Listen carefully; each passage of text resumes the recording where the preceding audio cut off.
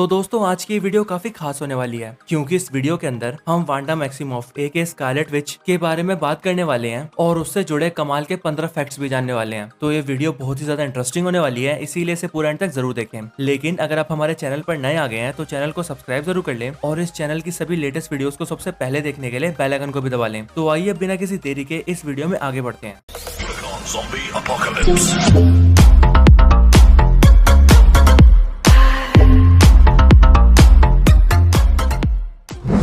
Fact number 15। तो Marvel comics के अंदर जब स्कारलेट विच को सबसे पहले इंट्रोड्यूस किया गया था तब उसका कॉस्ट्यूम रेड नहीं बल्कि ग्रीन था, लेकिन आगे चलकर इसके कॉस्ट्यूम को ग्रीन कलर से चेंज करके रेड कलर कर दिया गया और फिर इसका कॉस्ट्यूम इसके नाम स्कारलेट विच के साथ मैच करने लगा क्योंकि स्कारलेट विच के नाम में जो स्कारलेट है उसका मीनिंग ही डार्क रेड कलर होता है।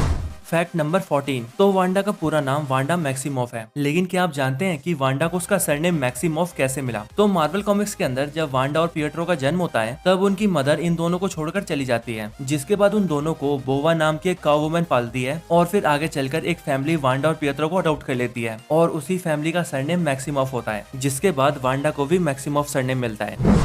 Fact number 13। तो एमसीयू के अंदर ये बताया गया है कि वांडा शुरू से एक विच है जिसे उसकी पावर्स बाय बर्थ मिली है और जो केओस मैजिक वो यूज करती है वो भी उसके बाय बर्थ पावर्स का ही हिस्सा है। लेकिन मार्वल कॉमिक्स के अंदर कहानी कुछ और थी। असल में मार्वल कॉमिक्स के अंदर वांडा को उसकी केओस मैजिक की पावर्स कथॉन से मिलती है, वही कथॉन जिसका जिक्र अब हमें एमसीयू में भी मिल चुका है। कथॉन ने वांडा के अंदर अपनी पावर्स का थोड़ा सा हिस्सा डाल दिया था ताकि उसकी वजह से वांडा खुद पर से अपना कंट्रोल खो दे और फिर उसके बाद वो वांडा के ऊपर अपना कंट्रोल कर ले और फिर आगे चलकर कुछ ऐसा ही होता है क्योंकि वांडा खुद पर से अपना कंट्रोल खो देती है और कथॉन उसकी बॉडी को कंट्रोल कर लेता है। लेकिन फिर उसके बाद वांडा का भाई पिएट्रो और एवेंजर्स साथ मिलकर वांडा को कथॉन से बचा लेते हैं।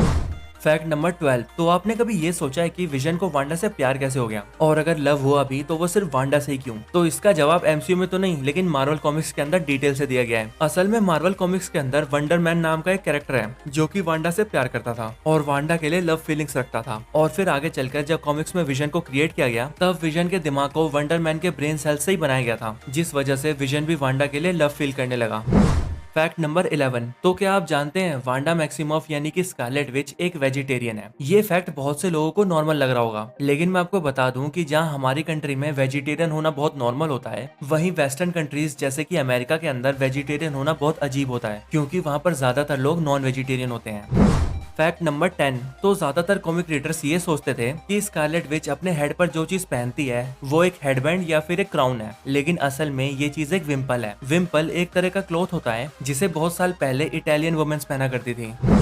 Fact number 9। तो वांडा मैक्सिमॉफ एक वक्त पर डॉक्टर डूम की वाइफ भी रह चुकी है। असल में ये तब हुआ था जब मार्वल कॉमिक्स के अंदर वांडा ने अपने बच्चों को खो दिया था और विजन डिसमेंटल हो गया था, जिसके बाद वांडा की वजह से हाउस ऑफ एम जैसा बड़ा इवेंट हुआ था। लेकिन फिर इन सब इंसिडेंट्स की वजह से वांडा अपनी मेंटल स्टेबिलिटी को खो देती है और अपने दिमाग की सारी मेमोरीज को भी भुला देती है और इनके भी ऊपर वो अपनी सारी पावर्स भी खो देती है और इधर उधर भटकने लगती है। जिसके बाद जब सभी वांडा को ढूंढने लगते हैं तब वांडा के बच्चे विकन और स्पीड को वांडा लैटवेरिया में मिलती है जहां पर वो डॉक्टर डूम से शादी कर चुकी होती है। पर इसके बाद वांडा को ढूंढकर आयरन लैड अपनी पावर से वांडा को पास्ट में ले जाती है और किसी तरह से उसकी सारी मेमोरीज को वापस ले आती है।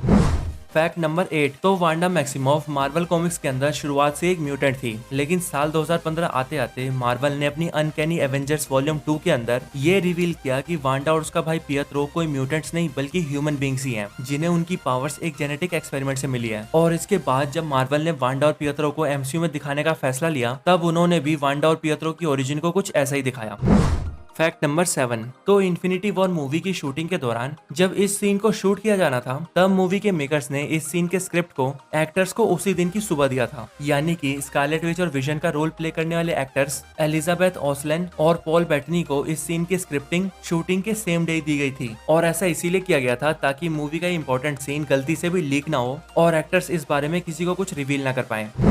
Fact number 6। तो एमसीयू से लेकर मार्वल कॉमिक्स तक वांडा बहुत ज्यादा पावरफुल है, लेकिन मार्वल कॉमिक्स के अंदर एक वक्त पर वांडा की डेथ हो जाती है और वांडा की डेथ और किसी के हाथों नहीं बल्कि एक्समैन टीम की मेंबर रोग के हाथों होती है। और इसका रीजन ये होता है कि एक्समैन का विलन एपोक्लिप्स रोग के माइंड को मैनिपुलेट करके उसे कंट्रोल कर लेता है और फिर वो रोग के हाथों वांडा को मरवा देता है। लेकिन क्योंकि कॉमिक्स के अंदर मरना और जिंदा होना बहुत आम बात है, इसीलिए वांडा के मरने के बाद सुपर हीरोज की एक टीम जिसका नाम द यूनाइटेड स्क्वाड होता है वो टाइम में पीछे जाकर वांडा की डेथ होने से रोक देते हैं। फैक्ट नंबर 5, तो स्कारलेट विच इतनी ज्यादा पावरफुल है कि वो मार्वल कॉमिक्स के अंदर हाउस ऑफ एम इवेंट के दौरान अर्थ के सारे म्यूटेंट्स को एक ही बार में खत्म कर चुकी है, और उन्हें खत्म करने के लिए वांडा को सिर्फ 3 ही वर्ड्स बोलने पड़े थे, और वो वर्ड्स थे नो मोर म्यूटेंट्स। फैक्ट नंबर 4, तो साल 1961 में जब वांडा को इंट्रोड्यूस किया गया था तब मार्वल कॉमिक्स में उसे एक विच बताया गया था, और फिर जिस गांव के अंदर वांडा रहती थी वहां के लोगों को जब वांडा के विच होने के बारे में पता लगा था तब उन सभी ने उसे जलाकर मारने की कोशिश की थी, लेकिन ऐसा कुछ होने से पहले ही मैग्नीटो ने वांडा को बचा लिया था, और वही वो वक्त था जब वांडा मैग्नीटो से पहली बार मिली थी। फैक्ट नंबर 3, तो स्कारलेट विच स्टैनली और जैक कर्बी की क्रिएशन है, और जब इन्होंने स्कारलेट विच और क्विक सिल्वर को क्रिएट किया था तब ये दोनों कोई सुपर हीरोज नहीं बल्कि सुपर विलन्स थे, और साल 1964 में जब ये दोनों एक्समैन के इशू 4 में इंट्रोड्यूस हुए थे तब ये दोनों ही मैग्नीटो के साथ मिलकर the brotherhood of evil mutants team का हिस्सा बन गए थे, लेकिन आगे चलकर जब उन्हें मैग्नीटो के इरादे के बारे में पता लगा तब उन्होंने उसकी टीम को छोड़ दिया और उन्होंने एवेंजर्स को ज्वाइन कर लिया। फैक्ट नंबर 2, तो जिस गांव के लोग वांडा को जलाकर मारना चाहते थे उनमें से एक आदमी वांडा को देखकर स्कारलेट विच कहता है, जिसका मतलब होता है लाल डायन, और इसके बाद जब वांडा ने खुद के लिए इस नाम को सुना तो उसने आगे चलकर इस स्कारलेट विच नाम को अपना कोड नेम बना लिया। फैक्ट नंबर 1, तो स्कारलेट विच इतनी ज्यादा पावरफुल है कि वो अब तक बहुत से पावरफुल बींग्स को रोक चुकी है और हरा भी चुकी है, लेकिन बात करें कॉमिक्स की तो मार्वल कॉमिक्स के अंदर वांडा इतनी ज्यादा पावरफुल है कि वो एक वक्त पर फीनिक्स फोर्स को भी डिस्ट्रॉय कर चुकी है, और इससे भी इंटरेस्टिंग फैक्ट ये है कि फीनिक्स फोर्स को डिस्ट्रॉय करने के लिए वांडा को सिर्फ 3 ही वर्ड्स बोलने पड़े थे, जो वर्ड्स थे नो मोर फीनिक्स।